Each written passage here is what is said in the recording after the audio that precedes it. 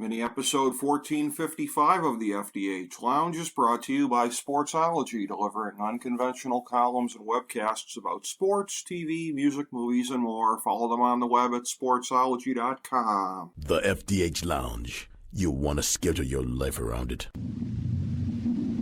A long time ago, on a gloomy, wet Cleveland spring night, two men stand alone amidst the late-night drizzle.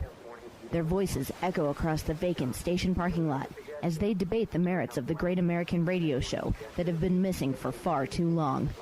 On that night, an idea was born. That idea became the FDH Lounge.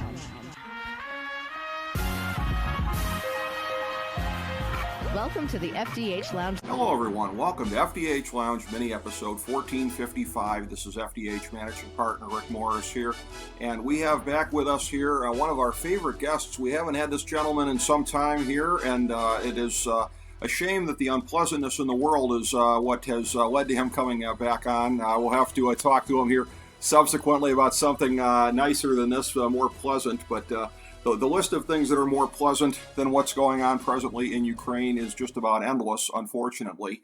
And our guest is somebody who is well acquainted with the situation geopolitically from a number of different angles. I speak, of course, of a gentleman who had served in Congress as the first CPA ever to be elected to Congress from the great state of New York, in the New York City area specifically. Joe DioGuardi. It's our pleasure to welcome him back to the show. Of course, some of the organizations that he has stood up here over a period of time, Truth in Government, the Albanian American Civic League, among others. And as somebody who was, if Wikipedia is to be believed, and this is not always the case, sometimes we've found it to be, inaccurate when we go to quote that, but an active member of the Executive Committee of the Congressional Human Rights Congress whilst in Congress. So it is our pleasure to welcome back to the show Joe DioGuardi. Joe, it's our great honor and pleasure to have you back on today, sir. Thank you. I'm so good to hear from you again, and Steve, and keep up the good work. We need communication. Information is power. That's what's going wrong right now, as you know, with Russia and the rest of Europe. The lying that's going on is incredible, and it just makes me sick. I just was watching the news, and Russia is trying to pan this off as some kind of ordinary military thing that they, have to do to clean up things when they're killing people left and right. There's definitely war crimes going on. Exactly what happened to the Albanian people in the 90s. They suffered a lot, but they came out of it. And I hope today that we can do the same for Ukraine. I like the unity that's surrounding this issue in Europe especially. But now we got the big problem of the capital, and the tanks are surrounding, we used to call it Kiev, but now it's Kyiv. So we just have to bugger on, as Winston Churchill said. Keep buggering on. That's what we're doing. That is the case, absolutely. And specifically, and you're right about the situation with Albania in the 90s, but if we go back a couple of decades, you go back to a period in time where Albania and the domestic situation with the communists there, that was a situation of being directly having the strings pulled by Russia. So Albania, of course, no stranger to having Russian, this would be too mild a way of saying it, I guess, but interference in the internal affairs. Albania is no stranger to that. It's no stranger, but, when your listening audience wants to know about Albania, they have to know that Albania is not the big part of the Albanian nation. The Albanians were screwed after World War I by being unfairly divided into 6 different countries in order to settle that war. The Ottoman Turks collapsed in 1912. Albanians put up their flag for independence in Vlora, in Albania, that time, but nobody was listening. And there was no one like Joe DioGuardi that could speak for them. But I did what I could in Congress to wake up a lot of people when I was there from 1985 to 1990 to explain who these people are, because my father was born in Italy, but he was an ethnic Albanian. His people in the 15th century fled the Ottoman Turks, who occupied Albania for 450 years. An amazing story. When I went to Congress, I did not know all that history because my parents did not have the education that I got. In fact, they had practically no education because They came from the part of Italy that was just farming and was kind of poor. But my dad came here in 1929 speaking only two languages, Albanian and Italian. And then people want to know, Joe, where did you get this Albanian stuff from? Well, go to Italy today, southern Italy, from Naples on down, and you could find the remainder of that nation that fled the Ottoman Turks in the year 1460. Today, 51 Albanian-speaking villages, starting with my father's, the most famous, next to Naples, 40 kilometers out of Naples. And you go all the way down to Sicily, you got four more.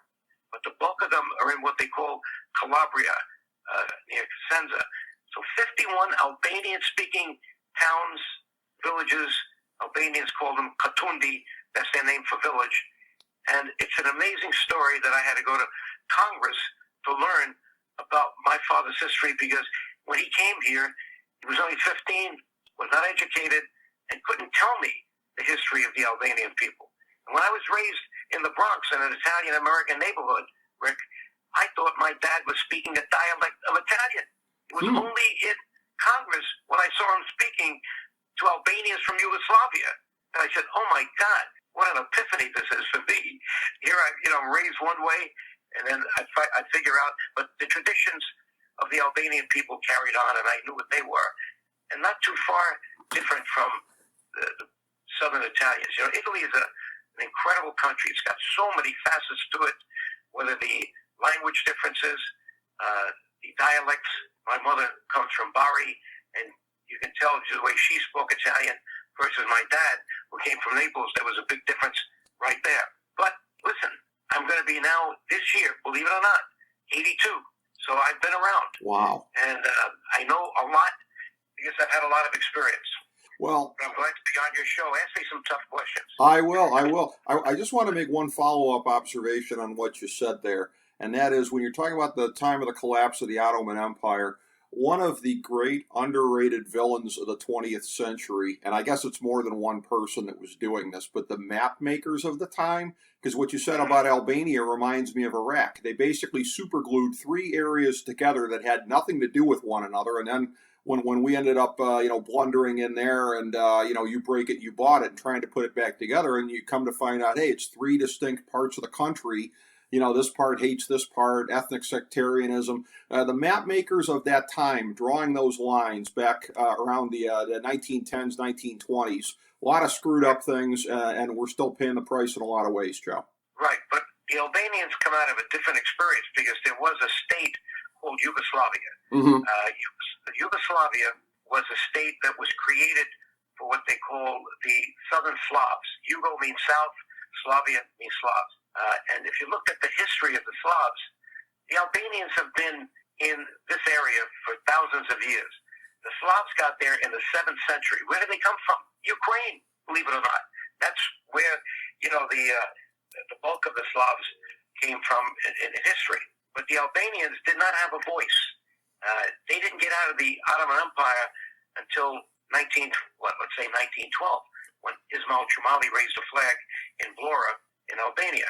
And that was a problem because the adversaries of the Albanians, the Greeks, number one, and that is because of the issue of religion, because the Albanians were forced to adopt the Islamic religion. People want to know, why did that happen? Albanians, if you go back to the century, let's see now, you go back to 4.5 centuries ago, all the Albanian people had Italian names, sounding names. It's only because the Turks, because of who they were, started to act like ISIS. If you didn't reconvert from Catholicism or from Orthodox or Christian Orthodoxy to Islam, they would behead you. And this is back, 450 years ago. And that was a big issue, and a lot of Albanians wouldn't accept it. They were killed. But over the period of 450 years, you can only last so long until you need a job and you need to support your family. So if the price is changing your religion, which in the case of the Albanians probably took 100 or 200 years, because it's very tough to change them, and the same with the language. The language was made mainly Turkish and some form of Albanian that still exists today. A lot has been, done in a wrong way, trying to convert other people and we still have this history in the Balkans. If you go to the Balkans today, and I'm an expert in this because when I was elected in 1984 and I went to Congress, there was a state called Yugoslavia, Right. which was a very repressive state for the Albanian people. But it had 8 juridical units. 6 of them were republics, including Serbia, Macedonia, Montenegro, Bosnia-Herzegovina, and it had 2 independent provinces. The point is, Yugoslavia lasted because Tito was smart enough to be a broker between the West and the East, took money from Russia, took money from the United States. That's how the Serbs ended up one of the largest armies, if not the largest army in Europe. Because when Yugoslavia collapsed, Serbia then exercised its strength to take over everything that came out of Yugoslavia. They became an independent state when Yugoslavia collapsed, as did Macedonia and Montenegro. And maybe this is too heavy for your audience, but today we still have issues because of what came out of World War I, the wrong way that the Versailles Agreement was applied. And since Albanians had no Joe DioGuardi in those days to speak up for them, they were just handled very brutally Yes. by what was going on. They could not do anything. They couldn't change anything. And today we still have the remnants of that. Now, Yes. Kosovo is part of my history because the Albanians only had a province in Yugoslavia. Today it's a state. And that's because of Joe DioGuardi and my wife, Shirley Cloyes. It took us 20 years after the collapse of Yugoslavia, and the book just came out on this. And it's on Amazon. The title of the book is The End of Yugoslavia and the Beginning of Freedom for the Albanian People. So people are going to now see it in writing, and this book is not just a commentary. I made sure I kept all the official documents that people would need as evidence to believe it. Because people can hardly believe that I was a new congressman and I was working with Bob Dole and working with Senator Pell and several other important senators, like Biden, by the way. Biden in the beginning was kind of leaning towards the Serbs.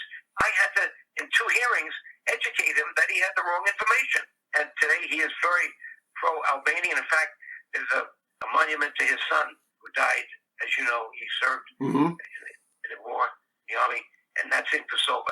So Wow. he's a well-loved person now in Kosovo, and we hope he's going to do the right thing.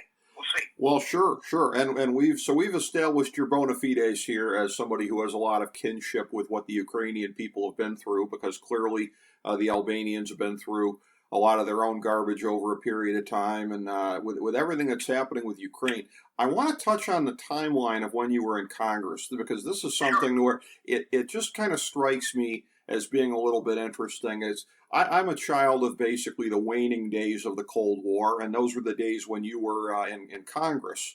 And it's a thing here, you mentioned Biden, and I think of the Democratic figures that are still on the stage to some degree, John Kerry, some of the others who are still around. And I think Most of them that, have died, like Congressman Gilman. yes, You go to the House, we had a lot of support there. Congressman Gilman, Congressman Tom Lantos, who was the only survivor of the Holocaust. He was born in Hungary. right, He was extremely helpful for me on the Congressional Rights Caucus. sure. In Congress. But And when I think of the flashpoint issues of the 80s vis-a-vis the Soviets, whether it be the Contras, whether it be the Minuteman missiles, or any of the things like that at the time, it struck me in recent years, and maybe Biden and some of these other politicians who'd say, well, we were prescient, look at what Putin did.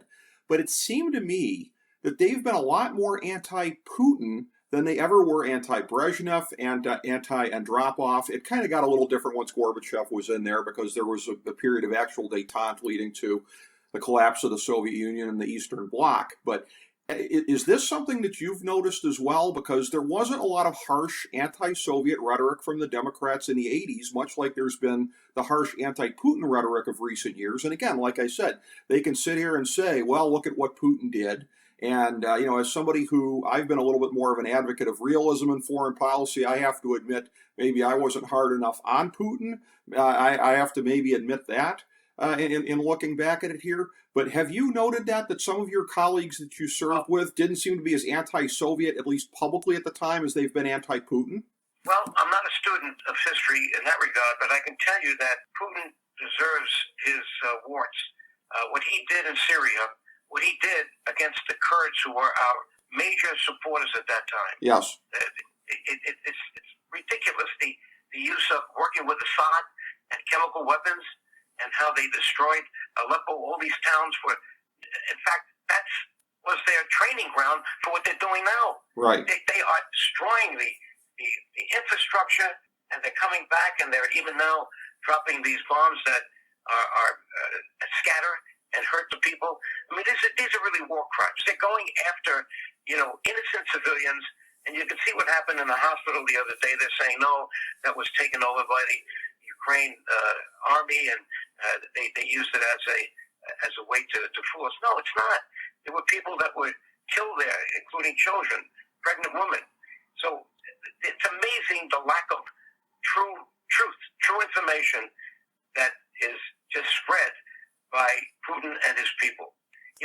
When I was in college, I was in a college that I was in a Jesuit school, so I learned a lot of things, not only as an accountant, but as a liberal arts maven as well. And if you go back and you see what has happened over the years, it's incredible. Even someone I never respected, the head of the FBI, Joe DioGuardi, wrote a book, and the Jesuits always wanted us to read that book. It was called Masters of Deceit, describing communism, how it always got its way because they lied and they used people. Masters of Deceit. Now, he wasn't an honest guy even, to me, as you know, but he wrote that book. And I had a Jesuit that escaped Hungary. His name was Father Varga. And I remember when I was in my senior year, I told him, Father, I've got now 3 years A's, and it's not easy to get A in a Jesuit school in philosophy. Sure. So here it is, and I'm going now my senior year and aiming for 4 years straight with straight A's. And I went up to him because the first exam he gave was so tough. You had to practically memorize the book. And I said, Father Varga, I guess this is going to eliminate me from that gold medal I thought I might get on graduation. Well, you know what?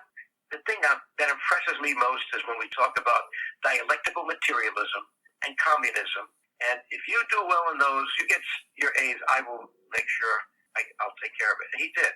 Because I ended up only one of two people who got straight A's in philosophy for 4 years straight in the Jesuit school. So I was trained not just as an accountant. That's what Jesuit schools do. They want to train the person. Yes. They don't want to just teach you a vocation or make you into an expert this or an expert that. And I'm so happy that in the Bronx, where I was born, right on Fordham Road, there's a campus, and there's Fordham University and Fordham Preparatory School. And I worked in my father's food market just a few blocks away in what you now would call, or in those days was even more, the Little Italy section of the Bronx. I went to Catholic schools there. We moved to Westchester County when I was 15, and I became Joey the waiter for 4 years in one of the richest country clubs in America. I learned how rich people lived. In fact, when I became a partner in Arthur Anderson, we went to fancy restaurants, and I impressed the partners. They didn't know how I knew all the wines, how I knew how they prepared all the food, like filet of sole, bon femme. They thought I came from a classy family that was very wealthy. I came from I was a poor kid from the Bronx, but I worked as a waiter and learned it fast and learned how rich people live. In any case, I had this kind of experience. Father comes here in 1929 looking for a job. And what was the jobs in 1929? Hey, people were starving in this part of Italy. They would take anything. So after a couple of months just shining shoes, he realizes that the African-American people in Harlem loved collard greens, mustard greens, kale, and he was a farmer. So he found the Bronx Terminal Market next to Harlem, not too far, from that part. He found out how to bring the crates down. He put them on the corner of 125th Street, and Lord knows what the avenue was. And 3 years later, he has a store in what they call today Sugar Hill, 145th Street in Harlem. And he became successful. I'm his oldest son. By 1940, when I was born, that was a store in the Bronx, and I was raised in that store. People say, Joe, why do you like so many different people? Blacks, Hispanics, Italians, Irish. I said, That was the neighborhood I lived in. And that's the problem we have today in America. We're segregating each other. Yes. We're separating. It's just like these parties have poisoned America because people now are looking for easy ways to describe who they are. So they mention a party. They don't really understand what that party stands for anymore. My own party, Republican Party, has been destroyed. I was a good conservative. Being a CPA, I always felt I should be a Republican because my dad never took a welfare check, worked his hat off. Not that that's wrong for other people who need it. Although he thought he needed it, he never would even think about it. So we worked for everything, as many immigrants did, and I learned a lot by being around all these different people.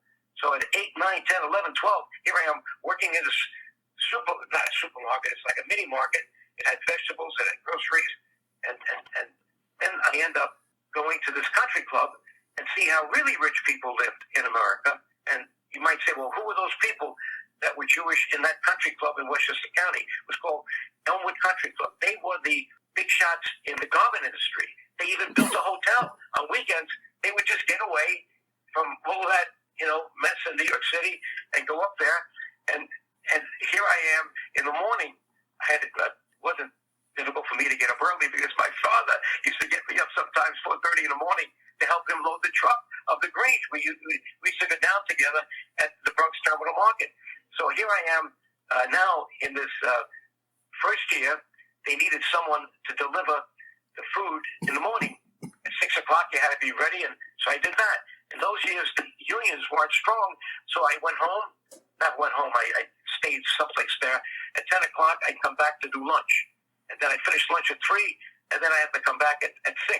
So there wasn't a straight thing. In fact, in the last 2 years, I became the card waiter. So I was going from 6 o'clock in the morning to 12 o'clock, and people said, hey, where did you get the money to buy that new car? You're only 20.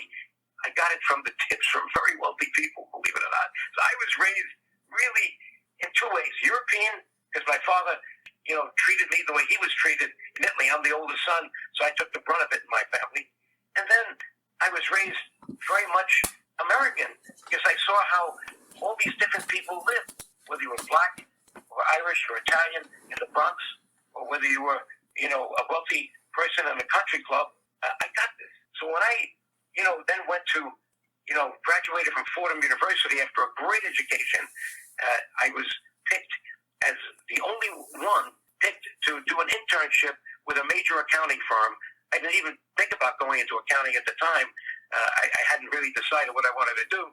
But I then interned with Arthur Anderson and then took the job there, spent 22 years in the world's largest accounting firm. And it was called the Marines of the accounting profession.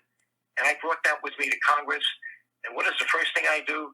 I notice that the accounting system in government stinks, that they don't put all the liabilities on the books. They have guarantees. They have insurance. They don't use the rules that are used by banks and insurance companies. And then they have to prepare statements. And even till today, you can't get an audited financial statement from the U.S. government. And that was my bill that I put in 1987 for a CFO Act, so that every major department and agency, almost 30 of them, would be forced to give a set of books that could be audited. Until today, they're not doing it. And if you look at my website, truthsingovernment.org, you see the speeches that I give, and there's one in there that'll blow your mind. I go down to the Reagan National Defense Forum in California, City Valley. It's in his library. Why? Because I was told if you want to see all the spenders in America, go see those lobbyists for the Defense Department. And there was 800 of them there. Mm-hmm. And I got up, it's like I was in the lion's den, to give a speech to chastise them about not being able to account. I said, you've turned Congress into a place where everybody wants to spend and nobody wants to count. Well, I'm a CPA, and I know those rules. And the book I wrote when I left Congress is called Unaccountable Congress. It doesn't add up. I unbundled. I peeled back the layers of bullshit that you had to go through to understand what we're doing. Mm-hmm. So today, the debt is not 30 trillion. That's what they are counting on, almost just a cash basis. It's somewhere between 100 trillion and 200 trillion. That's all the debt that's not put on the books right now. Right. It's just It's a shame that the people are not getting a good count from one of the biggest countries in the world.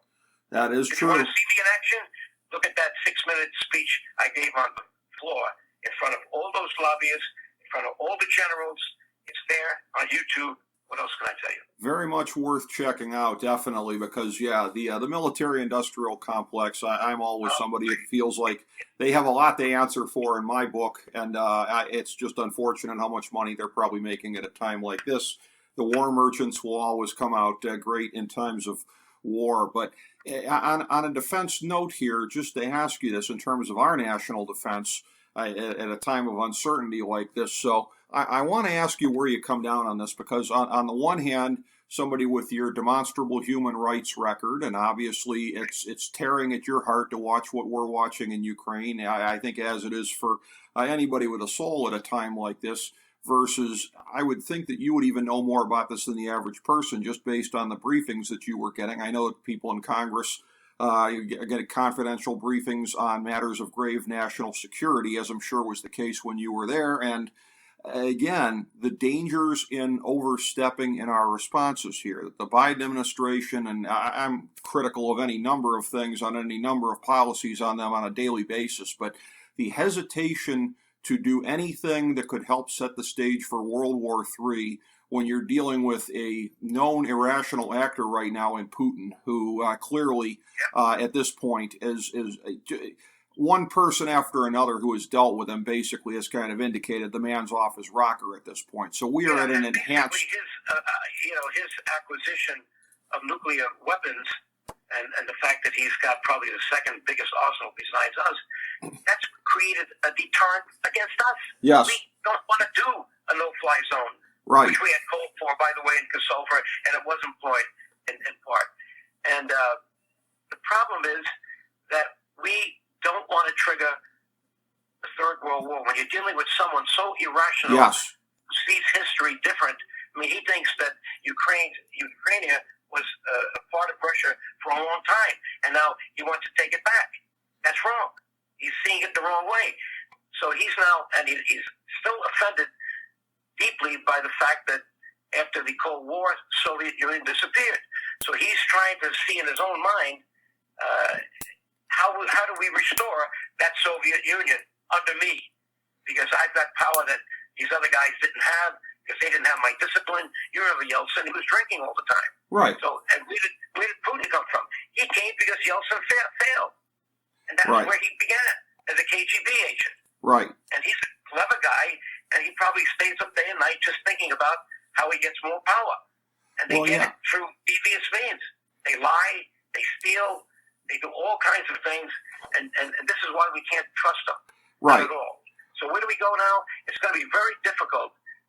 I know the limitations we have, but thank God we're pouring in the weapons, and thank God that the Ukrainian people, the males, have gone back, and they've held up. Putin never thought he would face this kind of opposition in a million years. But, the capital is still there, Kiev, and it's surrounded little by little. They're closing in on it, and I'm hoping that this President Zelensky and his people have something ready that we're not sure of what it is yet to save that capital. But believe me, it's not going to be taken. And if for some reason it is taken, the opposition is going to go on for a long time. These Ukrainians are not going to give up. It's going to be very difficult for the Russians to try to control them. Well, exactly. The Russians have the power right now. Yes. I mean, the firepower. They're taking one on the team, for the rest of Eastern Europe right now, because any fear of Russia going into any other country at this point in time, they can't even handle Ukraine at this point. So Ukraine, I think they're going to be able to, at minimum, keep them pinned down and keep it from being a wider land war in Eastern Europe, it would seem, because Russia, and again, they were counting on getting a quick win here. They didn't, and hopefully, God willing, it's not going to be one at all. But what we're doing about it, as you said, there is, of course, the weapons, and that is significant, as well as the financial aid that is pouring in there. But beyond that, the notion, and this is just about unprecedented what's been done, particularly it's completely unprecedented in the age of globalization.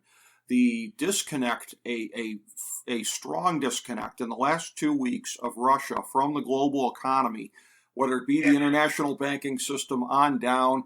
The ruble has been pounded to basically less than a cent at this point in time here, which this is one of these things where, you get into times of war, and just like on a moral level, I see things as, things that might be necessary, but still necessary evils. Like, I don't rejoice, and I would kind of cast a stink eye at somebody that would rejoice in what's being done to the Russian people about this, because there's going to be a lot of suffering there, a nation of 130 million people, and they're sort of the hostages that are caught in the crossfire, at least the ones that aren't complicit in the war machine over there. But as far as what that's going to do in that country, where, again, now supposedly I'd heard today that Putin is putting forward a policy of nationalization, trying to seize some of the assets of the institutions that are pulling out of there. So that's one answer that he has. But what it's likely to look like inside of Russia, and what it's likely to look like with the world economy, now that there's an iron curtain that's going down economically between Russia and the rest of the world. And these oligarchs, I love what I've been seeing about Italy now confiscating these huge yachts costing 200 million, 300 million, and estates and villas. These are the people that Putin made rich in order to keep his power. Right. Okay? And they now are going to suffer a lot. In fact, I had a little kind of a fantasy in my mind. I said, would it be nice if Italy or one of them would take those things right out to the middle of the ocean and start bombing them? Let them sink.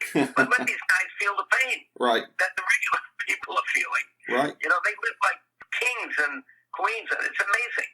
But that's now at least the contribution that Europe is making to confiscate this wealth, to show that it was wealth that was obtained through illicit means, and that's really a good sign.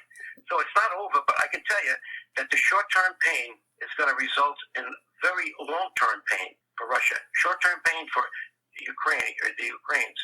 And the fact that they're being received with open arms by Poland, by Hungary, and Moldova and the other states, I mean, it makes you feel good that we've got this humanity still around. Yes. But it's painful for the Ukrainian people, no question about it. But I love the way the men are separating from their families, and it's just tearful to see them do that, because they have to go back and now defend the land, defend the country. And that's what they're doing. It is truly incredible. It is. And it's a point in time when I think we were questioning, a lot of people around the world were questioning if there were still leaders around anywhere like Zelensky. I think that's why he has struck such a chord with people, because it's incredibly rare. I mean, we can have self-pity and look at our last string of presidents in this country going way back, and we can have a lot of self-pity about that, and I think justifiably so. But the rest of the world, it's not like they're teeming with statesmen either, Joe. So guys like this guy, with the job that he's been doing there, guys like this don't grow on a tree. And it's just all the more amazing when you look at the fact that, again, I believe that he did have professional training as a lawyer and everything like that. But as somebody who had come into politics as an entertainer, and in the parallel world of Ukrainian entertainment, playing the Ukrainian president on television, and that paving the way to actually becoming the Ukrainian president, it would be easy to look at a guy like this and think, is this guy going to be equal to this moment in history, which would overwhelm 99.9% of leaders? And somehow or another, lo and behold, he's the other 0.1% that's up to the job. Now, everything in the world could have, not everything, but some things have unintended consequences. Mm-hmm. And there's one I have to mention to you, because, Kosovo is still struggling because Serbia is so intransigent for its equality. It is a state. We made it a state, but still 5 countries in the European Union have not recognized it, and you have a few more than that in the United Nations. So while it is operating as a state, it doesn't have yet the respect it should. But you know what? The United States loves the Albanian people because of how they fought so hard for everything. And one of the things that I think will happen as an unintended consequence is that NATO may be opened up earlier. Now, already we have a camp in there that I created called Bonsteel. And there are NATO troops there, but it's not part of NATO. But Bonsteel's there, and the U.S. Military has trained a lot of the Albanians there. But I think it's important that NATO be extended to Bosnia and to Kosovo, so that they know in that part of Europe you have some of the strongest people to help defend Europe as well.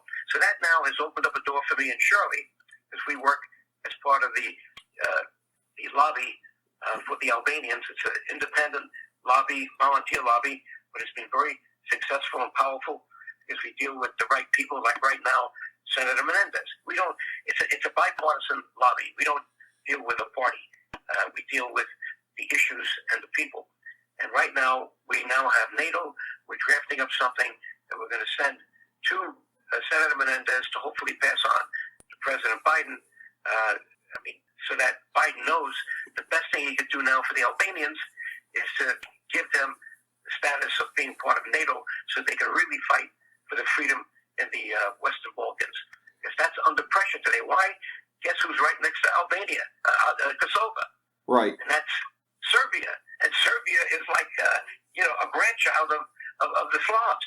And it's going to be very difficult unless Kosovo gets the support from the United States early, so it's recognized by the world as a fully democratic state, which it is. So that's one thing. The other thing is, we're the ones, I remember back in 1999, that convinced Congressman Gilman. He was chairman of the House Foreign Affairs Committee, not the Senate. And we put in a resolution to condemn Milosevic. You remember Slobodan Milosevic? Right. He was the late Hitler. They were burning people in their houses. They had trucks coming down from Serbia collecting all kinds of things to take back to there.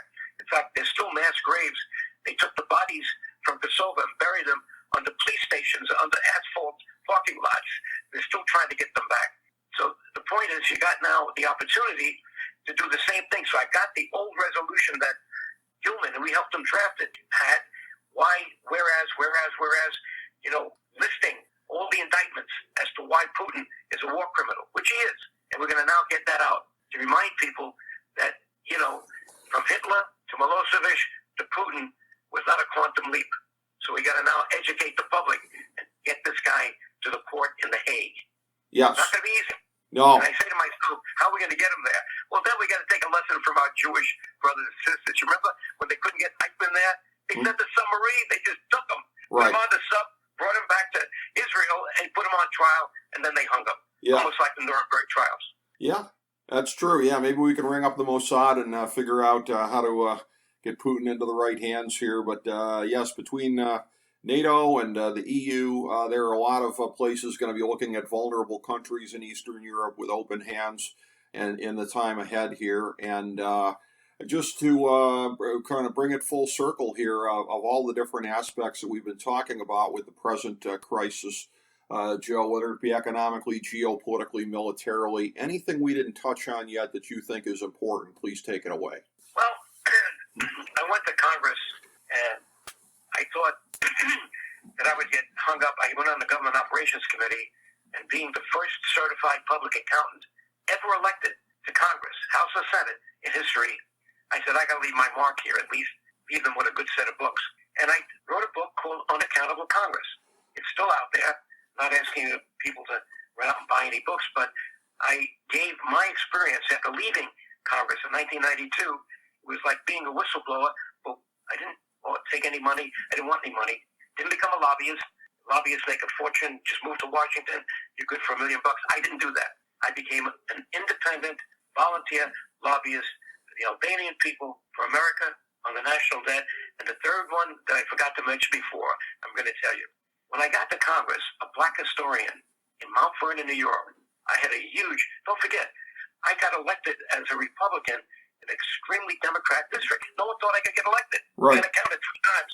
But in that district, I got the largest African-American population of any Republican in America. You're talking about city of Mount Vernon, southern part of Yonkers, and New Rochelle. Those now are in the Bronx. Redistricting, they put those now they separated them. But in those days, I had them all. So I had to quickly figure out, how am I going to help these people, especially I'm getting educated by a black historian, a military historian, Leroy Ramsey. He says, Joe, did you know that in World War I and World War II, 1,550,000 African Americans, Black Americans served. Hundreds were recommended for our nation's highest military award. It's called the Medal of Honor. By the way, it's not the Congressional Medal of Honor. That's the wrong name. It's the Medal of Honor. The highest you can get in any of the armed services, any one of the three. I said, that doesn't. I told this guy, Dr. Ramsey, that doesn't make sense to me. I'm a CPA. Those numbers don't add up. What's the problem? He said, Joe, did you know there was segregation in World War I and World War II? I didn't know it. Here I got this great education from the Jesuits. No one told me we had segregation starting in 1913 by Woodrow Wilson, and it lasted till Truman finally got rid of it by executive order in 1947. So I said to myself, this is injustice at its height, and I decided to pour myself into it. But I could speak an hour, but the point is, I'm still working on it. In 35 years, I'm now responsible for 9 medals of honor, and I'm working on what I think is going to be my last and most important.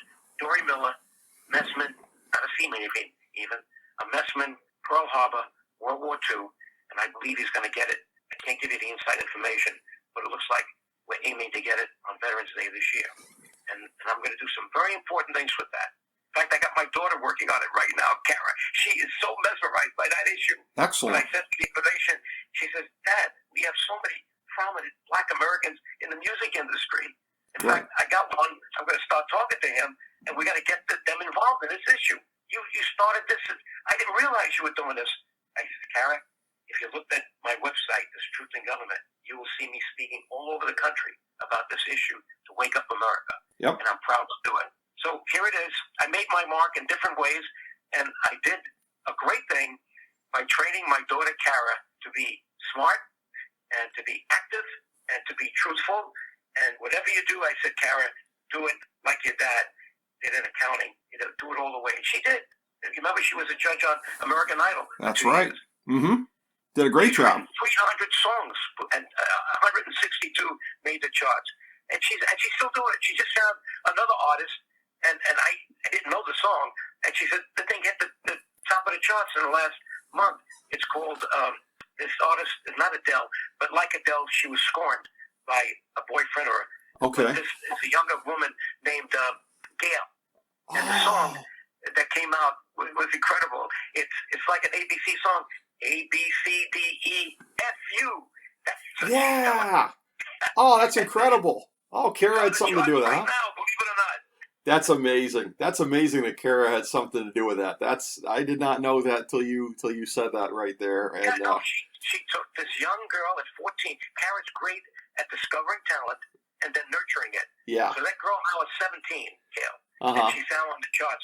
They made number 1 with that song.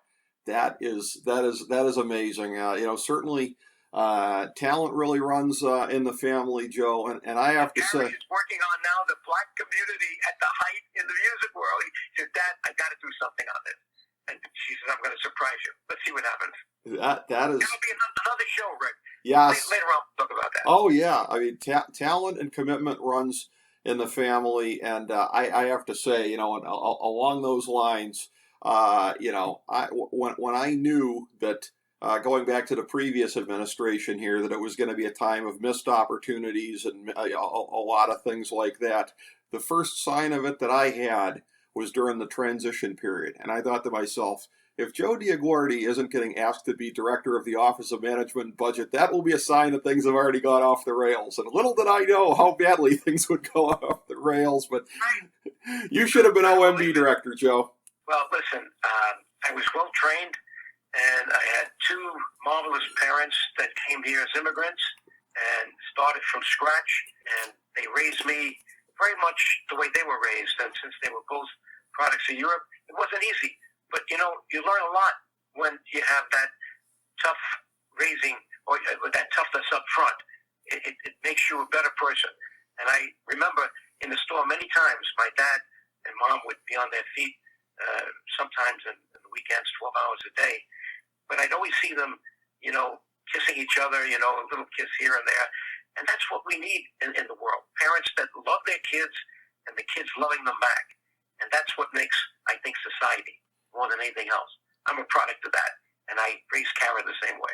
You are, and unfortunately, it really seems to be bygone values here. And I'll just bring this thing all the way around here by saying this, that at a point in time where, and again, I have gotten to be over the last couple of years so disillusioned, even with the politicians that I liked. I'm at a point in time now where I've just sort of drifted to. I still have the things I believe in, but as far as believing that anything good will ever happen, I guess I've just sort of drifted towards nihilism at this point. But so I want to. Don't get too cynical now. Well, I'll try.